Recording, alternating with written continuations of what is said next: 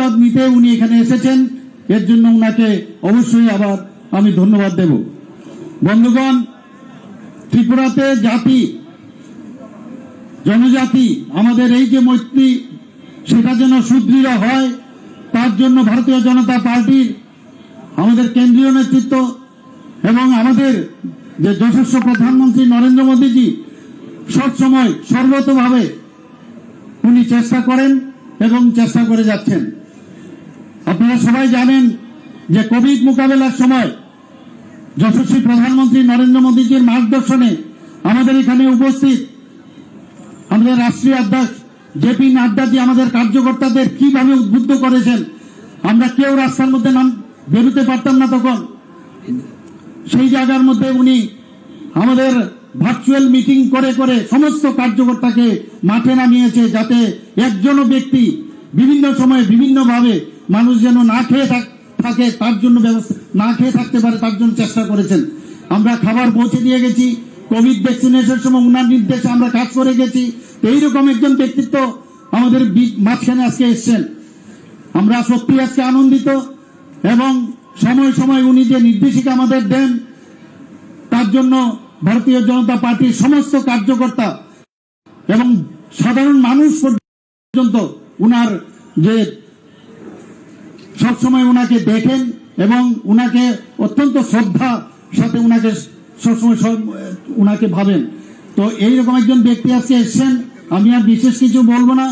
আমরা ত্রিপুরা সরকার জনজাতিদের উন্নতির জন্য কি কি করে গেছেন বা আমরা করছি সেই বিষয়গুলো এখানে আমার পূর্ববর্তী বক্তারা রেখেছেন। আমি আর এই বিষয়ে এখানে বিস্তৃতভাবে বলবো না। যার জন্য আপনারা এখানে আছে, যার কথা শোনার জন্য আপনারা এখানে এই রৌদ্রের মধ্যে আপনারা বসে আছেন, আমরা সবাই এখন উনার কথা শুনবো। এই দু চারটি কথা বলে আমি আমার বক্তব্য এখানে শেষ করছি। নমস্কার, বন্দে মাতরম, ভারত মাতা কি জয়। बहुत बहुत धन्यवाद। आं जतन नकयनाय ताबो दिनैनि पान्डा जे बरंनि बागै जों संसाखाबा जे पान्डानि बागै जों दिनारो फायलायजाक आबो ताबुंनो जों नंनि बुस्कांनो तुक दङ आरो बै किसिसा आं जतन नकयो असो सातुं तुमानि बिसंगते किसिसा खालगै अरो तंजादि अ पान्डा पायसा हंगे ताव फायआं रंगिनावनो सिने दिनैनि नारो आक्रानो। पहले मैं धन्यवाद देना चाहूंगी आज की जो सभा है, जिनके लिए आज यहाँ पे हम एकत्रित हुए हैं। हमारी इस त्रिपुरा की माता त्रिपुरेश्वरी की पावन भूमि में आपका आगमन हमारे लिए सौभाग्य है और मैं जनजातियों की तरफ से आपका बहुत बहुत आभारी हूँ, जिनके लिए हम अभी तक बैठे हैं, जिनको सुनने के लिए अभी तक हम बैठे हैं। चलिए जोरदार तालियों से बुला लेते हैं हमारे राष्ट्रीय अध्यक्ष जी आदरणीय जेपी नड्डा जी को। सर, आप यहाँ पे आए, आप कुछ शब्द बोले, हमें मार्गदर्शाए। जो तो नहीं आप बोल रहे हैं।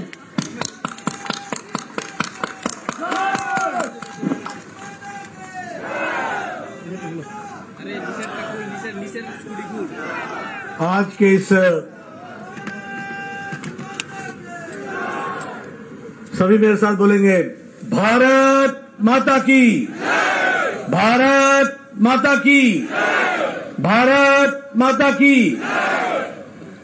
आज के सभा में मेरे साथ उपस्थित यहाँ के बहुत ही यशस्वी मुख्यमंत्री श्री मानिक शाह जी, हमारे उप मुख्यमंत्री श्री जिष्णुदेव बर्मन जी, हमारे पूर्व में मुख्यमंत्री रहे और हमारे वरिष्ठ साथी श्री विप्लव देव जी,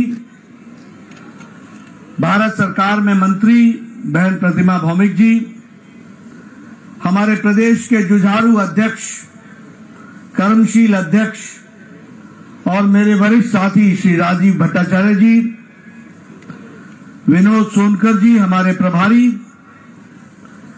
हमारे रेवती त्रिपुरा जो हमारे सांसद हैं, हमारे रतनलाल जी नाथ मंत्री, फणींद्र नाथ जी हमारे जनरल सेक्रेटरी ऑर्गेनाइजेशन, रामपादा जमातिया जी मंत्री, सुश्री संताना चकमा जी, राम प्रसाद पॉल जी, परमजीत जी, भगवान दास जी, सुशांता चौधरी जी, मनोज कांति देव जी, विकास देरबर्मा जी, हमारे अतुल देरबर्मा जी, प्रमोद रियांग जी, परिमल देवबर्मा जी, शंभूलाल चकमा जी, वीरेंद्र किशोर जी, बुरबा मोहन देव त्रिपुरा जी, डीसी हरांग ख्वाल जी, सम्मानित मंच, और यहां इतनी गर्मी में, इतनी धूप में, इतनी दूर दूर से आए हुए हमारे सभी देवियों और सज्जनों, मेरे नौजवान साथियों, मीडिया के मेरे साथी, प्रिंट मीडिया और इलेक्ट्रॉनिक मीडिया के मेरे साथी, मैं अपना सौभाग्य मानता हूं कि मुझे आज इस जनजातीय सम्मेलन में, इस जनसभा में आप सब लोगों के साथ मिलने का, दर्शन करने का सौभाग्य मिला है। सबसे पहले तो मैं त्रिपुरा सुंदरी मां, यहां की देवी, इस पावन भूमि की और सारे देश में जिनको हम सब लोग पूजते हैं, ऐसी माता हमारी त्रिपुरा सुंदरी जी को हम नमन करते हैं, आशीर्वाद लेते हैं और उनका नमन करते हुए हम अपनी बात को प्रारंभ करते हैं। जब मैं यहां आया हूं तो इस वीर भूमि को, इस पवित्र भूमि को, जहां महाराजा वीर विक्रम किशोर माणिक्य जी, जो बहादुर जी, जो यहां के राजा रहे, उसी तरीके से फनी भूषण जी, हमारे स्वतंत्रता सेनानी, शांति भूषण जी, हमारे स्वतंत्रता सेनानी, जिन्होंने त्रिपुरा की और देश की रक्षा के लिए अपने आप को, अपना अस्तित्व समाप्त करके ये लड़ाई लड़ी, ऐसे लोगों को, ऐसे वीर लोगों को मैं नमन करता हूं और उनसे आशीर्वाद प्राप्त करता हूं। मैं यहां सभी जनजाति नेताओं का भी आदर समेत उनको भी मैं नमन करता हूं। यह त्रिपुरा की भूमि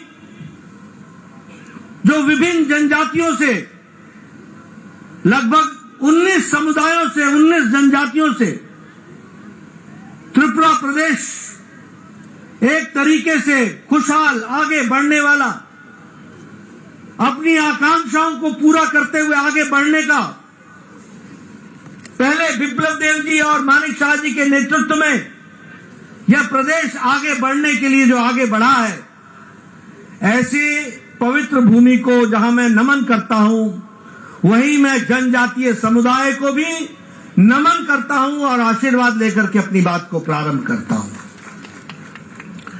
हम भील जनजाति, भूटिया जनजाति, चकमा जनजाति, गारो जनजाति, जमातिया जनजाति और सभी 19 जनजातियों को भूल नहीं सकते हैं, क्योंकि उन्होंने त्रिपुरा की संस्कृति के साथ साथ भारत की संस्कृति की रक्षा के लिए मुख्य धारा में शामिल होकर के इस प्रदेश को और इस देश को आगे बढ़ाने में अपना योगदान किया है। वैसे ही जब मैं जनजातीय समुदाय की बात करता हूं तो हम लोग एक खूबी जनजातीय समुदाय के बारे में जानते हैं कि वह, उनका चाहे जनजाति हो, चाहे उनका इलाका हो, चाहे उनका गांव हो, ये आत्मनिर्भर समाज की कल्पना, ये जनजातीय समाज की कल्पना से जुड़ा हुआ है। जहां जनजाति होती है वो आत्मनिर्भर होने के लिए अपने ही समुदाय के साथ आत्मनिर्भरता की ओर बढ़ने का प्रयास करती है। और हम सबके लिए बहुत ही गौरव का विषय है कि प्रधानमंत्री नरेंद्र मोदी जी ने इस देश की जनजाति ताकत को पहचाना। भारत के यशस्वी मुख्यमंत्री ने, प्रधानमंत्री ने इस देश के जनजाति गौरव को पहचाना। यह जनजाति समाज सिर्फ देखने में सीधा साधा देशभक्ति नहीं है, यह वह समाज है जिसने जब जब इस देश पर कोई संकट आया है तो रक्षा करने के लिए जनजाति समाज हमेशा अग्रसर रहा है। ऐसे को पहचाना है तो हमारे प्रधानमंत्री मोदी जी ने पहचाना है। और इसीलिए आज हम खुशी के साथ कह सकते हैं कि भारत के यशस्वी प्रधानमंत्री ने जनजाति समाज को अमृतकाल के अवसर में 75 साल की आजादी के पश्चात भारत के सर्वोच्च पद पर अगर किसी को बैठाने का काम किया है तो वो जनजाति महिला आदरणीय श्रीमती द्रौपदी मुर्मू को वहां पर सुशोभित किया है। देश के सर्वोच्च पद पर यह सबसे बड़ा सम्मान आजाद भारत में जनजाति समाज को और जनजाति समाज से निकली हुई साधारण परिवार से एक महिला जिन्होंने जीवन को कष्ट में जीते हुए भारत की मूल्य और भारत की मूल धारणाओं को अपने साथ समावेश करते हुए जीवन व्यतीत किया, ऐसे महान विभूति को भारत की राष्ट्रपति बनाने का काम यशस्वी प्रधानमंत्री ने किया और जनजाति समाज को एक स्थान देने का प्रयास हुआ है। उसी तरीके से मैं जब जनजाति समुदाय के साथियों से मिल रहा हूं तो मैं ये गौरव के साथ कह सकता हूं कि पहली बार भारत सरकार में इतना ज्यादा प्रतिनिधित्व सरकार में जनजाति समाज को दिया तो नरेंद्र मोदी जी ने दिया। आज एनडीए की सरकार में 8 ट्राइबल मिनिस्टर हैं और त्रिपुरा में 5 मंत्री ट्राइबल हैं और वह जनजाति समाज को रिप्रेजेंट करते हैं। ये आपको मैं इसलिए बता रहा हूं क्योंकि हमने जनजाति समाज को भारत की मुख्य धारा का पार्ट माना, अंश माना। और इसके साथ साथ मैं ये भी बोलना चाहता हूं कि भारत रत्न अटल बिहारी वाजपेयी थे, किसी ने सुध नहीं ली जनजातियों की, किसी ने इनकी चिंता नहीं की। अगर ट्राइबल मिनिस्ट्री, अगर जनजाति मंत्रालय जनजाति भाइयों के विकास के लिए किसी ने भी स्थापित किया तो वो भारत के भारत रत्न अटल बिहारी वाजपेयी जी प्रधानमंत्री थे जिन्होंने इसकी चिंता की। और आज हमारे जनजाति क्षेत्र से संबंध रखने वाले आपकी तरह जमीन से निकले हुए अर्जुन मुंडा जी, आज वो भी मंत्री के रूप में हम सब लोगों को जीवन में जनजाति समुदाय की चिंता कर रहे हैं। आज राष्ट्रीय tribal institute, national institute for tribals, इसकी स्थापना 75 साल बाद हुई है। यानी 75 साल में किसी सरकार को यह नहीं लगा कि नेशनल ट्राइबल इंस्टीट्यूट खुलना चाहिए, ये खोलने का काम भी किया तो वह मोदी जी ने किया और अमित शाह ने उसका उद्घाटन करके वह भी समर्पित किया है। ये भी हमको ध्यान रखना चाहिए। अगर मैं बात करूं, आज दिन तक जनजाति गौरव दिवस ही नहीं मनाया जाता था। जनजाति गौरव दिवस के बारे में कोई चिंता ही नहीं करता था। पिछले साल भारत के यशस्वी प्रधानमंत्री ने हमारे यहां 15 नवंबर को भगवान बिरसा मुंडा के जन्मदिन को वह जनजाति गौरव दिवस के रूप में मनाने का निर्णय लिया और जनजाति समुदाय को गौरव प्रदान करने का मौका दिया तो इस सरकार ने किया। ये भी हमको ध्यान में रखना चाहिए। आज जब मैं यहां आया हूं तो मुझे ये घोषणा करते हुए भी अच्छा लगता है कि भारत सरकार ने arm forces special protection act लगभग 46-66% लोगों के स्थान से उसको हटा दिया है और आपको मुख्य धारा में जीने का एक मौका मिल रहा है। उसी तरीके से 27 सेंटर ट्राइबल रिसर्च सेंटर के खोले गए हैं, जिसमें से 50% सेंटर ऑफ एक्सेलेंस है, वो विकास की कहानी कहते हैं। उसी तरीके से अगर हम देखें तो आज जनजाति भाइयों पर जो सीपीएम की सरकार में वायलेंस होता था, आज हम कह सकते हैं कि वह आक्रमण और वो वायलेंस, वो जो आपके ऊपर अत्याचार होता था वह विप्लव देव की पूर्व सरकार में और मानिक शाह जी के नेतृत्व में अब समाप्त हो गया है। अब आप शांति से जी सकते हैं, इस तरीके की व्यवस्था की गई। इसी तरीके से वामपंथियों के द्वारा जो गुंडागर्दी चलती थी, आप लोगों को तंग किया जाता था, उसको भी समाप्त करने का काम इस सरकार ने किया है। उसी तरीके से एकलव्य स्कूल जिसमें 270 करोड़ रुपए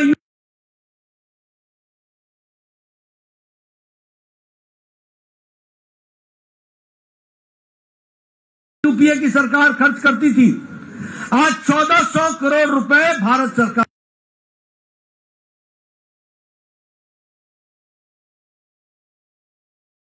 खर्च कर रही है और एकलव्य स्कूल को आगे बढ़ा रही है। ट्राइबल स्टूडेंट पर एक एक्सपेंडिचर जहां 11,000 करोड़ रुपए था, मैं पत्रकार मित्रों से कहूंगा कि नोट कर लें, आज उन पर 42,000 करोड़ रुपए खर्च हो रहा है। अगर मैं स्कॉलरशिप की बात करूं तो जनजातीय भाइयों को 970 करोड़ रुपए का स्कॉलरशिप मिलता था, आज 2,500 करोड़ रुपए का स्कॉलरशिप मिल रहा है। जनजातीय उपयोजना जो 21,000 करोड़ की थी, वो आज 86,000 करोड़ रुपए हो गई है। जल जीवन मिशन में अगर 6.5 करोड़ लोगों को पानी दिया जा रहा है तो 1 करोड़ 20 लाख जनजाति लोग हैं जिनको पानी जल का व्यवस्था की जा रही है। यह भी हमको ध्यान रखना चाहिए। आयुष्मान भारत में जहां 11 करोड़ परिवार को स्वास्थ्य की सुविधा मिल रही है, तो उसी 11 करोड़ में 50 लाख परिवार आदिवासी भाई हैं। ये भी हमको ध्यान रखना है। प्रधानमंत्री आवास योजना में अगर 1 करोड़ 70 लाख आवास आते हैं त्रिपुरा में, तो उसमें से 40 लाख आवास यहां पर हम जनजाति भाइयों को दे रहे हैं। किसान सम्मान निधि में अगर 11 करोड़ रुपए दिए जाते हैं, तो उस 11 करोड़ रुपए में 3 करोड़ लोग किसान सम्मान निधि में, किसान जो है वो आदिवासी हैं देश भर में। ये भी हमको ध्यान में रखना है।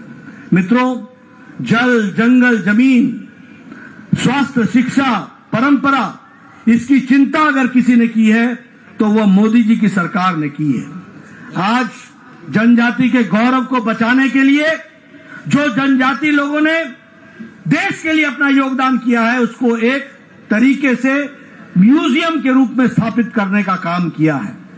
काशी गारो आंदोलन, बीजू आंदोलन, कौल आंदोलन, मणिपुर आंदोलन, दुर्गावती आंदोलन और रानी कमलावती का जो सैक्रिफाइस था, उनका जो योगदान था, इस पर म्यूजियम बना करके इसको भी काम में लाने का काम किया, तो वो हमारी सरकार ने किया है। मित्रों, अगर हम सीपीएम की सरकार की बात करें तो उन्होंने 25 साल में जनजातियों को हमेशा उपेक्षा की दृष्टि से देखा और ये महाराजा वीर विक्रम किशोर माणिक्य जी, बहादुर जी, इनके बारे में भी अगर कोई नेशनल एयरपोर्ट बना करके उनको इज्जत देने का काम किया, तो वो भी प्रधानमंत्री मोदी जी ने किया है। ये भी हमको याद रखना चाहिए। और 450 करोड़ रुपए खर्च करके नेशनल एयरपोर्ट बनाया गया है। उसी तरीके से अगर हम देखें तो चाहे वो थंगा डारलोंग हो, चाहे वो बेनीचंद जमातिया जी हो, चाहे वो बॉल म्यूजिक हो और फिर चाहे वो बांसुरी हो, पद्म श्री दे करके जनजाति भाई को मुख्य धारा में काम करने का काम किया, तो प्रधानमंत्री मोदी जी ने किया है। इसलिए मित्रों, मैं एक लंबी गाथा आपके सामने रख सकता हूं। जनजाति का विकास का नाम है तो उसका दूसरा नाम भारतीय जनता पार्टी है। जनजातियों के विकास का अगर दूसरा नाम है तो वो भारत के यशस्वी प्रधानमंत्री नरेंद्र मोदी हैं। इस बात को हमको समझना चाहिए। आप बताइए, आपके इलाके में सीपीएम के दौरान वायलेंस होता था कि नहीं होता था? अत्याचार होता था कि नहीं होता था? बताइए, अत्याचार होता था कि नहीं होता था? कानून व्यवस्था को धत्ता दिखाया जाता था कि नहीं दिखाया जाता था? आज आपको शांति से जीने का अधिकार मिला कि नहीं मिला? आप बताइए, विप्लव देव ने आपका विकास किया कि नहीं किया? आप बताइए, मानिक साहब का विकास कर रहे हैं कि नहीं कर रहे हैं? ये मैं इसलिए आपसे पूछ रहा हूं कि एक सरकार थी जिसने अंधेरगर्दी मचाई, एक सरकार थी जिसने आपको लूटा, एक सरकार थी जिसने आपकी चिंता नहीं की, और एक सरकार है जो आपकी चिंता के लिए दिन रात मेहनत कर रही है। और इसलिए मित्रों, जब मैं इस जनसभा को संबोधित कर रहा हूं तो आपके माध्यम से 19 की 19 जनजाति भाई और बहनों को मैं भारतीय जनता पार्टी की तरफ से यह संदेश देना चाहता हूं कि आप ये समझ लीजिए कि जनजाति का विकास का पर्यायवाची है तो वो भारतीय जनता पार्टी है। अगर विकास को मूर्त रूप देने वाला डबल इंजन की सरकार का नेतृत्व करने वाले नेतृत्व है तो वो यशस्वी प्रधानमंत्री नरेंद्र मोदी हैं। और उसी तरीके से यहां पर आपको डबल इंजन सरकार की प्रसाद को आप तक पहुंचाने का काम अगर कोई कर रहा है तो मानिक शाह, राजीव भट्टाचार्य, जिष्णुदेव, विप्लव देव और ये तमाम मंच पर बैठे हुए लोग आप तक उसको पहुंचाने का काम कर रहे हैं। इस बात को भी हमको ध्यान में रखना चाहिए। इसलिए इस धूप में आपका ज्यादा समय न लेता हुआ, मैं समझ सकता हूं कि आप कितने कष्ट में हैं। मैं ये भी समझ सकता हूं कि आदमी तो छोड़ो, कैमरे को भी छाया दिखाया जा रहा है, उसके ऊपर भी तौलिया रखा जा रहा है। मैं गर्मी और धूप समझ सकता हूं, मैं पत्रकार भाइयों की भी तकलीफ समझ सकता हूं, इसलिए आपका ज्यादा समय नहीं लूंगा। लेकिन यह निवेदन करने जरूर आया हूं कि भारतीय जनता पार्टी सही मायने में आपकी चिंता करने वाली पार्टी है। भारतीय जनता पार्टी सही मायने में आपको मुख्य धारा में शामिल करने वाली पार्टी है।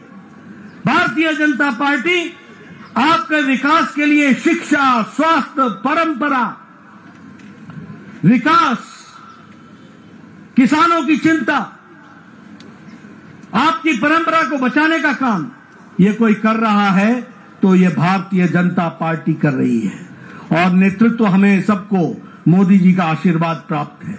इसलिए आपसे मैं निवेदन करूंगा कि आप जनजाति क्षेत्र में किए गए कार्य को गहराई से समझें, जानें और भारतीय जनता पार्टी को आप आशीर्वाद दें। इन्हीं शब्दों के साथ बहुत बहुत धन्यवाद। जय भारत, जय त्रिपुरा। बहुत बहुत धन्यवाद सर आपका। आपकी इन चंद शब्दों से हमारा मनोबल बढ़ा है। आशा करते हैं इसी मनोबल के साथ हम आगे भी काम करते रहेंगे भाजपा के लिए।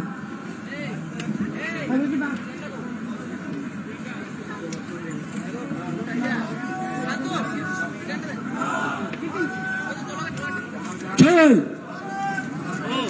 जय भारत माता की जय, भारत माता की जय, भारत माता की जय, भारत माता की जय। चिनी पांडा उन्होंने पैसा हमारे